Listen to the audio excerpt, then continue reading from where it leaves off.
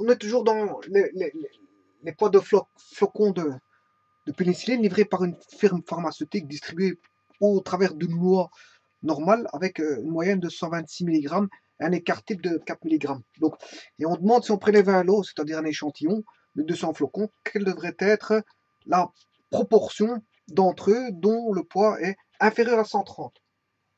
Ici, inférieur à 130. Vous voyez, dans l'énoncé, c'est inférieur à 130. Bon, alors, si vous allez voir une des vidéos qui a été faite, je demandais quand la proportion était supérieure à 130. À 130 mg. Ben, on avait trouvé, c'était environ, je dis bien environ, 6%. 6%. Bon, maintenant, on me demande inférieur à 130 mg, mais vous comprendrez que c'est le complément. C'est-à-dire qu'on va avoir environ 84%. On fait 100% moins 6%, ce qui fait 84%. Bon, pour ceux qui ne sont pas convaincus, je vais faire tout de suite le développement et vous allez voir que ça va être le cas. Bon, alors, je vais rechercher la probabilité pour que la variable x soit inférieure à 130 mg. C'est ce qu'on demande. Voilà. Quelle est voilà, la proportion pour que ça soit inférieur le poids soit inférieur à 130 mg. Bon, pour ça, je passais par la variable t, qui est la probabilité pour que t soit inférieur à 130, moins la moyenne qui est 126, le tout, voilà, divisé par 4. Ça, maintenant, vous commencez à savoir pourquoi je fais ça. C'est pour aller voir mes tables. Puisque dans mes tables, j'ai une courbe centrée, réduite, qui est valable pour n'importe quelle moyenne et pour n'importe quel écart type, mais réduit, bien sûr. Décentré par rapport. Il faut décentrer pour que je puisse lire la courbe et diviser par 4 parce que j'ai un écart type de 1. Donc, il faut que j'ai une loi M sigma. Celle-ci, c'est une loi M sigma avec la moyenne qui vaut 0 et l'écart type qui vaut 1. Donc, fatalement, il faut que je descende pour retomber voilà, sur une loi centrée. Et je dois diviser par 4 pour la réduire pour avoir un écart type de 1. C'est juste ça. Bon, ça, j'ai déjà suffisamment expliqué. Bon, ça doit commencer à devenir une routine. Voilà, c'est toujours la même chose. Et voilà. Donc, on va trouver nos 84%. Probabilité pour que t soit 130 moins 126 divisé par 4, ce qui fait 4 sur 4, ce qui fait 1. Probabilité pour que t soit inférieur à 1. Allons voir dans nos tables.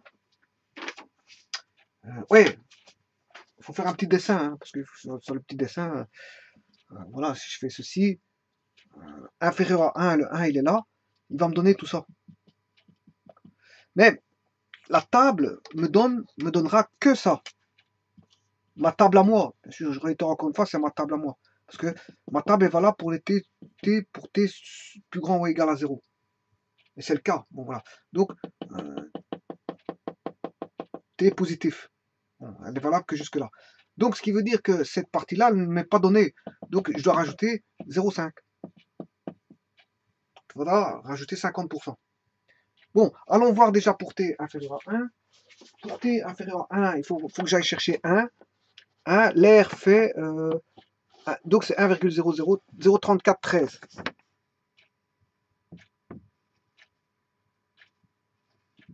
0,3413.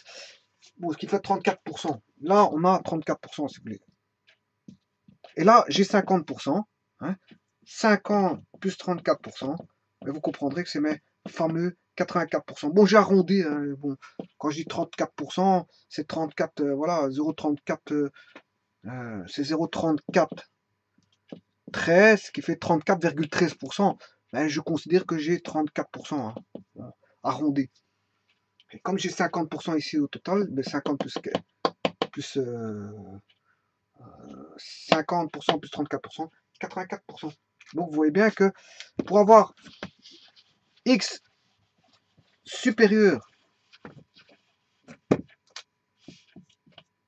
des flocons, quel nombre de flocons parmi l'échantillon de 200 flocons est supérieur à 130 mg, ça c'est une vidéo que j'avais fait auparavant, c'était environ 16%. J'ai arrondi, c'est pour ça que je mets environ. Et là, je mets environ parce que j'ai arrondi aussi. Voilà, 84%. Donc, si c'est inférieur à 130, c'est 84, et supérieur à 130, ce sera 6%. Notamment, je veux dire, puisque la probabilité totale fait 100%. Donc, ce qui est inférieur à, à 130 mg. Si ici, je suis avec la variable x, hein, parce que la moyenne est ici, en 120, 126. Elle est là, la moyenne.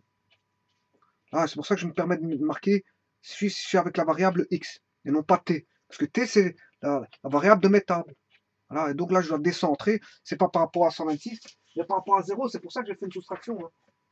Voilà, ici, c'est donné, ma courbe sont données par rapport à décentrage 0. Je peux utiliser toutes les lois normales possibles, imaginables, avec une certaine moyenne, un écarté, pour autant que je fasse le décentrage, la réduction. Et puis, je peux à ce moment-là lire dans les tables. C'est juste un exercice de lecture de table, c'est tout.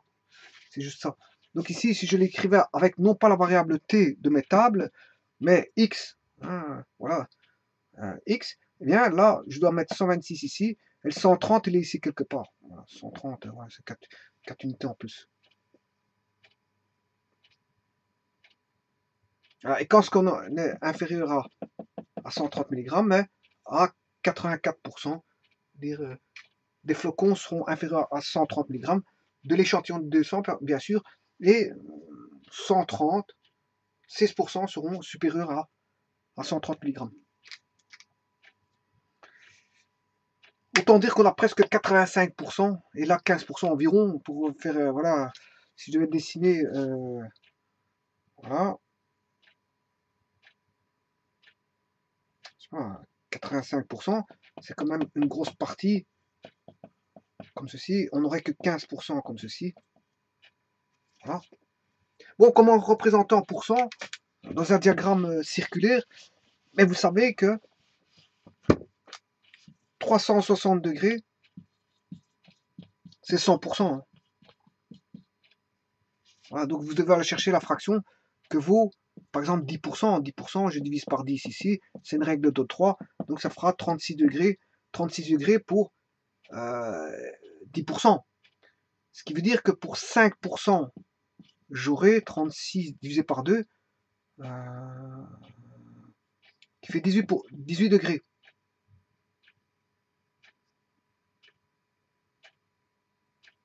Et donc, 15 pour 15, 15% sera 36 plus 18, ça fait, ce qui fait 40 degrés, 48, 49, 50, 54 degrés. Vous allez chercher 54 degrés, vous aurez 15%. Et tout le restant, ça sera 85%. Ça, c'est en gros. Hein. En gros, j'ai mis 85, voilà, pour vous montrer comment on fait. Voilà, donc ici, je vais faire même en rapport. Hein, regardez, je vais le faire en rapport direct. Si je prends 15%, 100 divisé par 15, voilà, on divise par, je divise par 6,67. Donc 360 divisé par 6,67. Voilà, ce qui fait bien mes 54 degrés. Voilà. Ouais, j'aurais dû le faire en fraction pour avoir 54. Voilà. Si je le fais en fraction, j'aurais mes 54 ici, 54 degrés. C'est parce que j'ai utilisé avec des décimales, donc fatalement, il me donne 53,9. Voilà, donc ici, si je devais faire un diagramme en cercle, j'ai 85% des poids sont inférieurs à 130 mg. Et que 15% sont supérieurs à 130 mg. Il n'y a que 15% qui sont égaux à 130 mg. Maintenant, inférieur.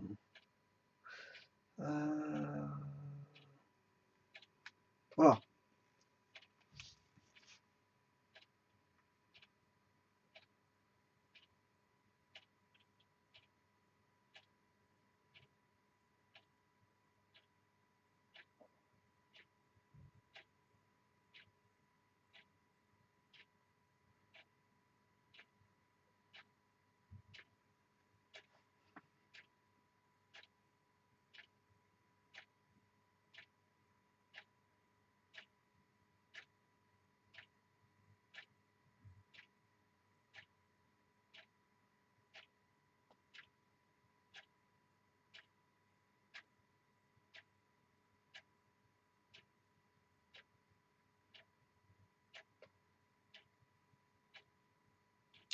Bon, pour ceux qui sont égaux à 130, où sont ceux qui sont égaux à 130? Mais rappelez-vous que pour prendre 130, j'ai pris 130,5 et ceux qui sont compris entre 129,5, 130,5 et 129,5 et 130,5. Donc, j'aurai un pourcentage qui sera inférieur à 130, qui seront compris entre 129,5. Voilà, on aura un certain pourcentage comme ceci. Et au-delà de 130,5, j'aurai un certain pourcentage comme ceci. Et donc, ce pourcentage-là vaut 6%. Rappelez-vous que pour avoir 130, il y en a 6% qui valent 130. Et je les avais coincés entre 130,5 et 129,5. Donc il y a une partie qui vont se retrouver, si vous voulez, inférieure juste à 130 mg et l'autre juste supérieure à 130 mg, mais avec, je veux dire, à 5 dixièmes près. Voilà. C'est comme ça qu'on fait l'égalité égale à 130. Parce que si vous voulez égal 130, vous n'aurez pas. Vous comprenez? Vous n'aurez pas ça, égal 130. Parce que j'ai 15% qui sont 15% qui sont inférieurs, mais j'ai 85%. Si j'ai 85% qui sont inférieurs, j'en ai 15% qui sont supérieurs à 130 mg. Voilà. Donc, vous allez me dire, ouais, mais où sont ceux qui sont égaux à 130? Mais quelque part, c'est difficile à faire, ça. Vous n'aurez pas dans ce pourcentage-là ceux qui sont égaux à 130, puisque pour avoir ceux égaux à 130, j'ai dû décomposer en deux parties. 130, j'avais dit que c'est une fourchette entre 130,5 et 129,5. Mais 130,5, c'est ceux qui sont inclus dans les 15%. C'est une infime partie qui est inclue dans les 15%.